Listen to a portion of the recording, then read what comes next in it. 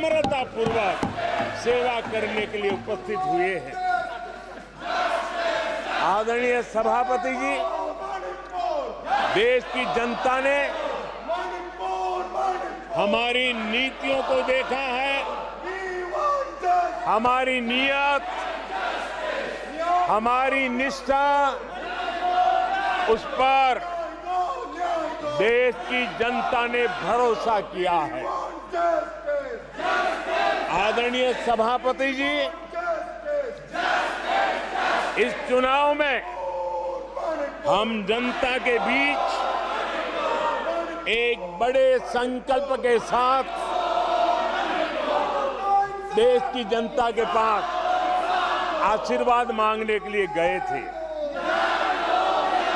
और हमने आशीर्वाद मांगा था विकसित भारत के हमारे संकल्प के लिए।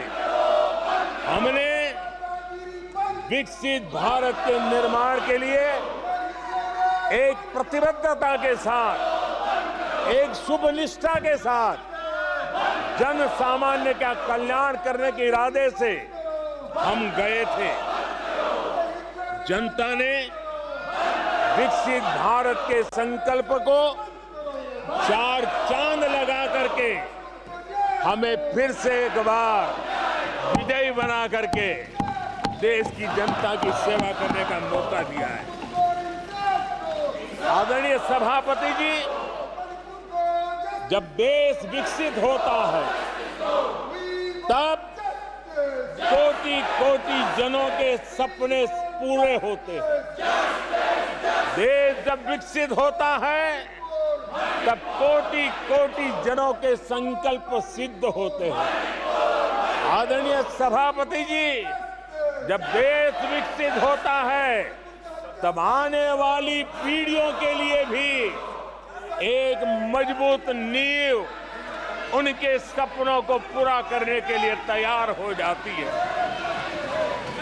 आदरणीय सभापति जी, विकसित भारत का सीधा सीधा लाभ हमारे देश के नागरिकों की गरिमा, हमारे देश के नागरिकों के क्वालिटी ऑफ लाइफ में सुधार, ये स्वाभाविक हमें विकसित भारत होने से देश के कोटि कोटि जनों के भाग्य में आता है। आजादी के बाद मेरा देश का सामान्य नागरिक इन चीजों के लिए तरसता रहा है। आदरणीय सभापति जी, जब विकसित भारत होता है तब हमारे गांव की स्थिति, हमारे शहरों की स्थिति, उसमें भी बहुत बड़ा सुधार होता है। गांव के जीवन में गौरव भी होता है, गरिमा भी होती है और विकास के नए नए अवसर भी होते हैं। हमारे शहरों का विकास भी एक अवसर के रूप में विकसित भारत में उभरता है। तब दुनिया की विकास यात्रा में भारत के शहर भी बराबरी करेंगे, ये हमारा सपना है। आदरणीय सभापति जी, विकसित भारत का मतलब होता है कोटि कोटि नागरिकों को कोटि कोटि अवसर उपलब्ध होते हैं, अनेक अनेक अवसर उपलब्ध होते हैं और वो अपने कौशल्य, अपनी क्षमता और संसाधनों के अनुसार विकास की नई सीमाओं को प्राप्त कर सकता है। आदरणीय सभापति जी,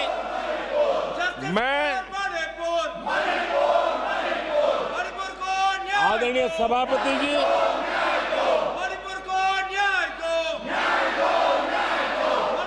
आदरणीय सभापति जी,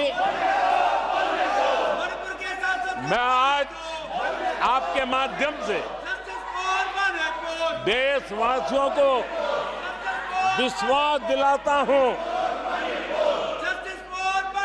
मैं देशवासियों को विश्वास दिलाता हूं कि विकसित भारत के जिस संकल्प को लेकर के हम चले हैं, उस संकल्प की पूर्ति के लिए हम भरसक प्रयास करेंगे, पूरी निष्ठा से करेंगे, पूरी ईमानदारी से करेंगे और हमारा समय का पल पल और हमारे शरीर का कण कण हम देशवासियों को विकसित भारत के सपने को पूरा करने के लगाएंगे।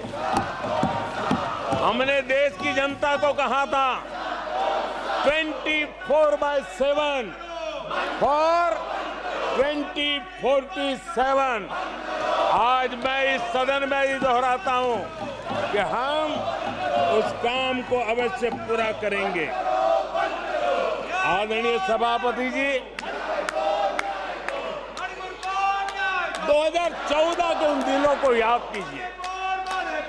उन 2014 के उन दिनों को याद करेंगे तो हमारे ध्यान में आएगा कि हमारे देश के लोगों ने उनका आत्मविश्वास खो चुका था। देश निराशा की गर्त में डूब चुका था। ऐसे समय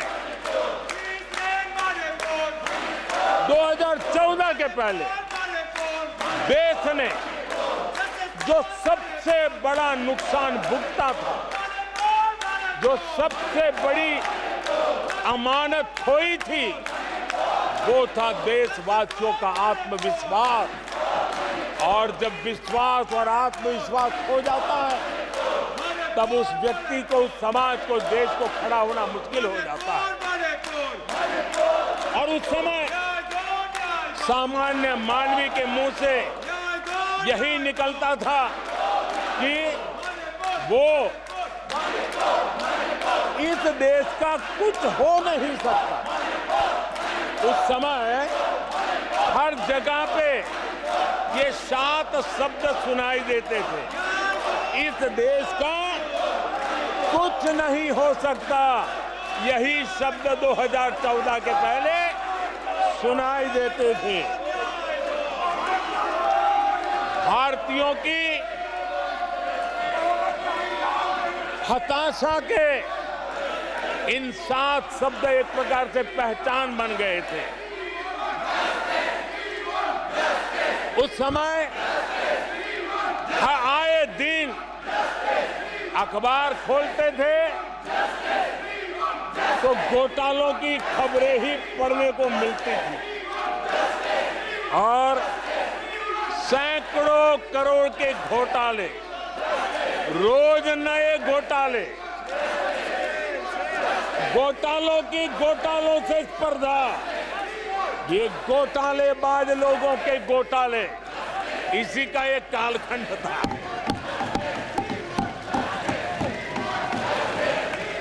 और बेशर्मी के साथ सार्वजनिक रूप से स्वीकार भी कर लिया जाता था कि दिल्ली से 1 रुपया निकलता है तो 15 पैसा पहुंचता है। 1 रुपये में 85 पैसे का घोटाला। इस घोटालों की दुनिया ने देश को निराशा की गर्त में डुबो दिया था। पॉलिसी पैरालिसिस था, फ्रेजाइल 5 में पहुंच चुके थे। भाई भतीजावाद इतना फैला हुआ था कि जिसके लिए सामान्य नौजवान तो आशा छोड़ चुका था कि अगर कोई सिफारिश करने वाला नहीं है तो जिंदगी अटक जाएगी। ये स्थिति पैदा हुई थी। गरीब को घर लेना हो, हजारों रुपए की रिश्वत देनी पड़ती थी। आदरणीय सभापति जी, अरे गैस के कनेक्शन के लिए मेंबर पार्लियामेंट के यहाँ, सांसदों के यहाँ अच्छों को चक्कर काटने पड़ते थे और वो भी बिना कट के लिए गैस के कनेक्शन नहीं मिलते थे। आदरणीय सभापति जी, मुफ्त राशन भी पता नहीं कब बाजार में दुकान पे बोर्ड लटक जाए हक का राशन नहीं मिलता था, उसके लिए भी रिश्वत देनी पड़ती थी। और हमारे ज्यादातर भारतीय भाई बहन इतने निराश हो चुके थे कि वो अपने भाग्य को दोष दे करके, अपने नसीब को दोष दे करके जिंदगी काटने के लिए मजबूर हो जाते थे।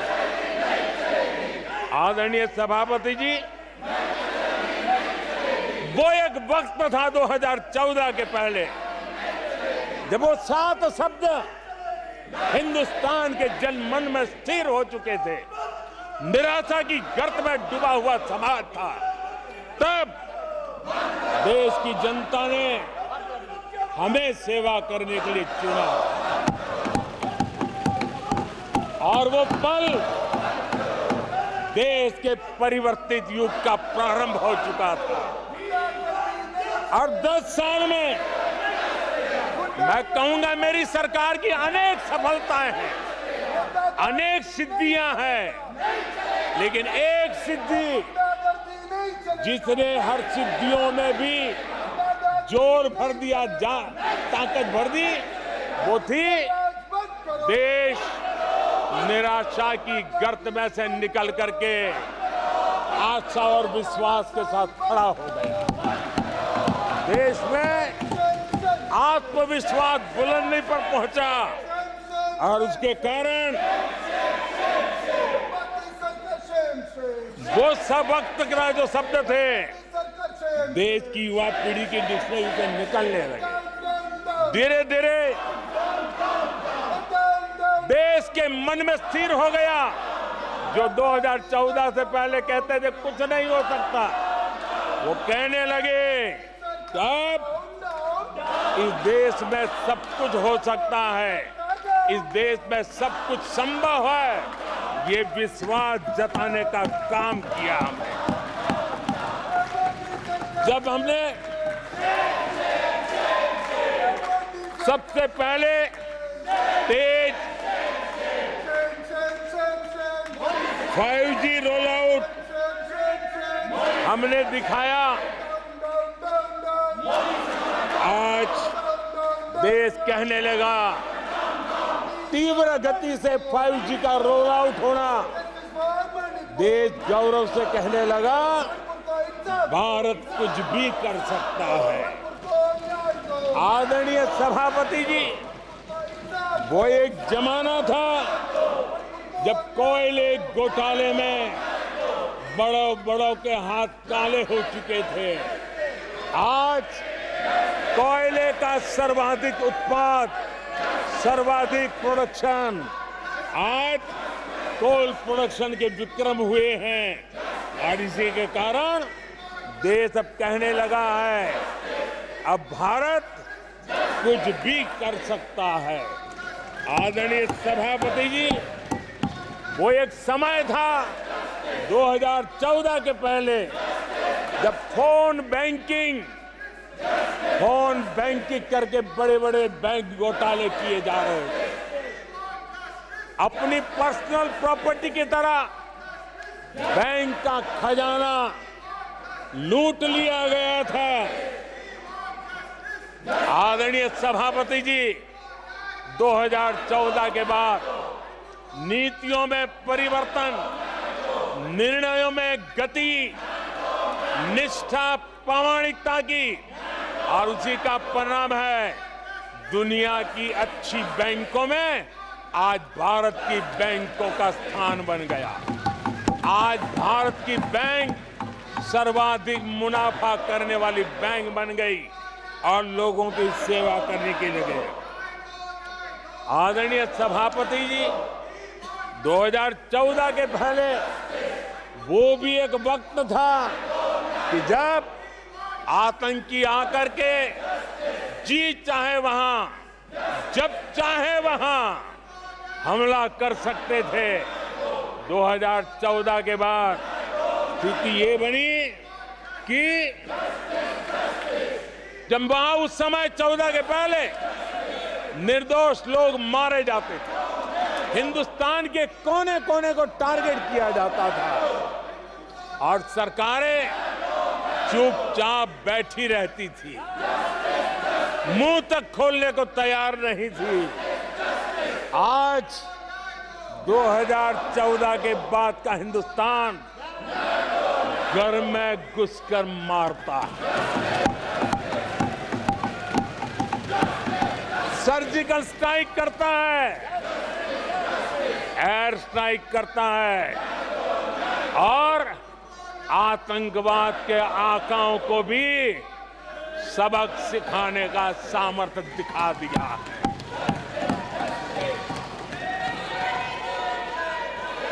आज आदरणीय सभापति जी, देश का एक एक नागरिक जानता है कि अपनी सुरक्षा के लिए भारत कुछ भी कर सकता है। आदरणीय सभापति जी,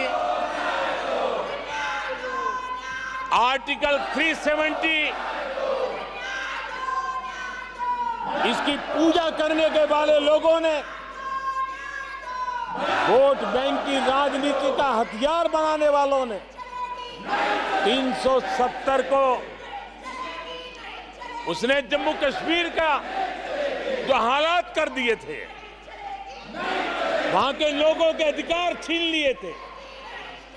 भारत का संविधान जम्मू की कश्मीर की सीमा में प्रवेश नहीं कर सकता था और यहां संविधान सर पे रख करके नाचने वाले लोग संविधान को जम्मू कश्मीर में लागू करने का हौसला नहीं रखते, बाबा साहब अंबेडकर का अपमान किया करते थे।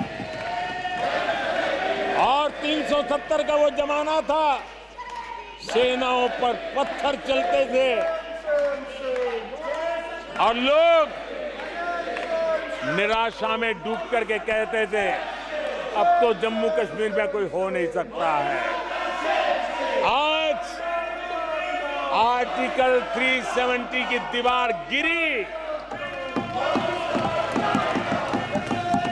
पत्थरबाजी बंद है, लोकतंत्र मजबूत है और लोग बढ़ चढ़ करके भारत के संविधान में भरोसा करते हुए, भारत के तिरंगे झंडे पर भरोसा करते हुए, भारत के लोकतंत्र में भरोसा करते हुए बढ़ चढ़ करके मतदान करने के लिए आगे आ रहे हैं। ये साफ साफ दिखाई देता है।